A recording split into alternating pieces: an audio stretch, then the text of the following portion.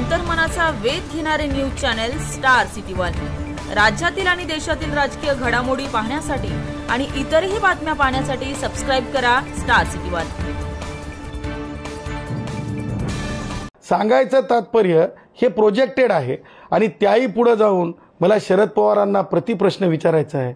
शरद पवार, तुम्ही आप आपके गिरबान में झांक के देखो।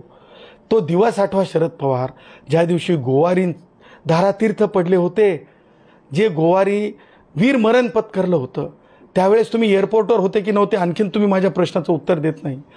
त्यावेळेस तुम्ही कोणत्या पदावर होते? त्यावेळेस सरकार चालवत होते तुम्ही। दुसऱ्या विभागाला, दुसऱ्या मंत्रालयाला मुख्यमंत्री महोदयांना आणि गृहमंत्री महोदयांना प्रश्न विचारण्याच्या अगोदर खुद के गिरेबान में झांक के देखो तो आपको समझ आएगी। त्यामुळे तुम्ही नासमज नाहीत, पण तुम्ही ढोंग करता।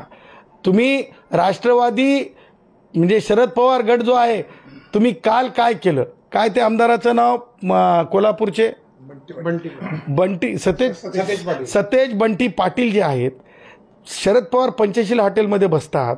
सतेज बंटी पाटील कोणते आमदार आहेत, त्यांना डेपोत पाठवतात। तिथून माघार फिरावी लागते, माघार।